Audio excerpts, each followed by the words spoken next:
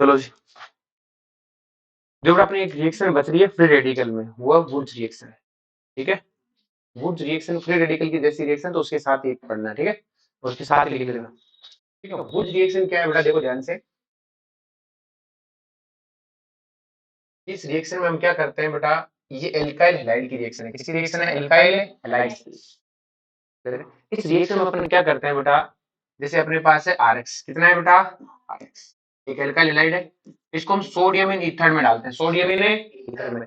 तो मैं कहता हूं जहां पे हेलोजन लगा है ना, मैकेनिज्म तो बात की बात है, उन हेलोजन्स को हटा दो और कार्बन चेन को आपस में जोड़ दो। कार्बन चेन को, तो अपन क्या कह सकते हैं, a solution of alkyl halide in ether on heating with sodium give alkane। क्या देता है बेटा?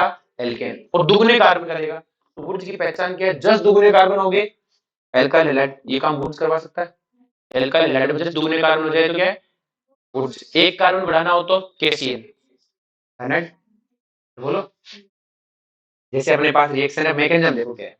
अपने पास है आरएक्स, अपने पता है हेलोजन एक लीविंग ग्रुप है, तो ये यहाँ से लीव करेगा। क्या करेगा? जब ये लीव करेगा तो आर पे पॉजिटिव चार्ज जाएगा, एक्स पे क्या आएगा? नेगेटिव। हमने डाल रखा है सोडियम, सोडियम के आउटर मोस्ट में एक इलेक्ट्रॉन है। ये आर रो क्यों रहा है? क्योंकि एक इलेक्ट्रॉन उसका चला गया था। तो सोडियम अगर इसको एक इलेक्ट्रॉन वापस दे दे तो क्या बन जाएगा? आर पे फ्री रेडिकल बन जाएगा। तो बोलो, और सोडियम पे इलेक्ट्रॉन देगा तो सोडियम पॉजिटिव हेलोजन पे एक्स, तो क्या मिल गया? NH क्या मिल गया? सेम कहानी है बेटा, एक दूसरा आरएक्स है, फिर से यहाँ से बॉन्ड टूटा, आर पे पॉजिटिव चार्ज है, एक्स पे कैसा चार्ज है? नेगेटिव।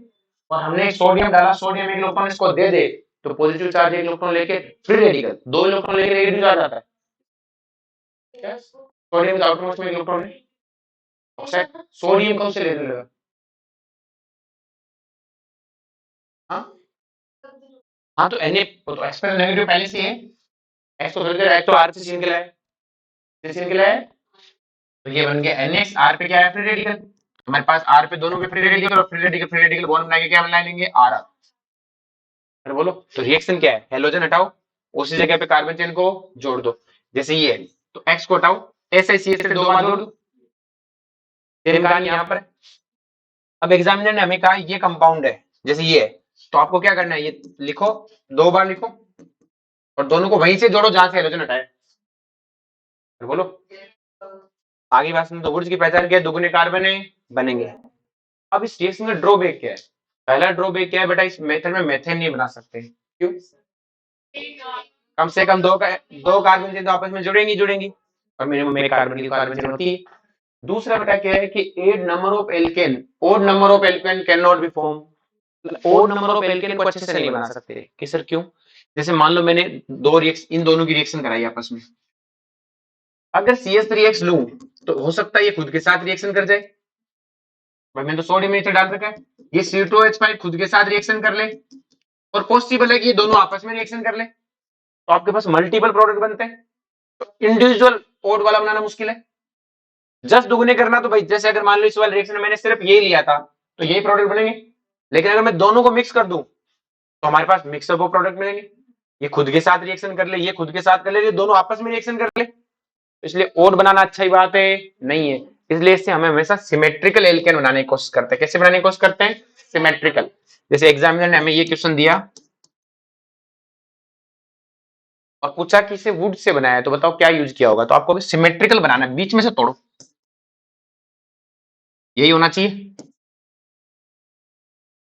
अरे बोलो, क्योंकि सिमेट्रिकल बनाना है। क्या बनाना है? सिमेट्रिक। वो रिएक्शन वुड्स थी। अगली है वुड्स फिटिंग।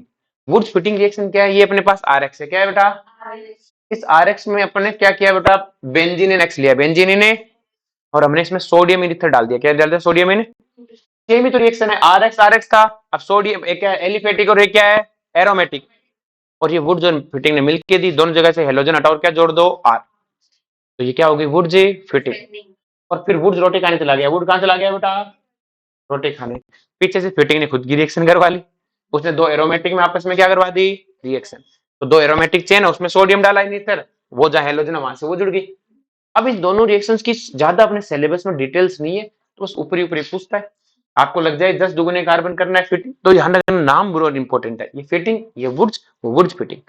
अरे बोलो, अपने सिलेबस में इनकी डिटेल मैकेनिज्म है नहीं, तो अपन डिटेल मैकेनिज्म पढ़ते भी नहीं है। समझा क्या? चलो जी, अब तुम फ्री रेडिकल वाला भी पूरा कर सकते हो।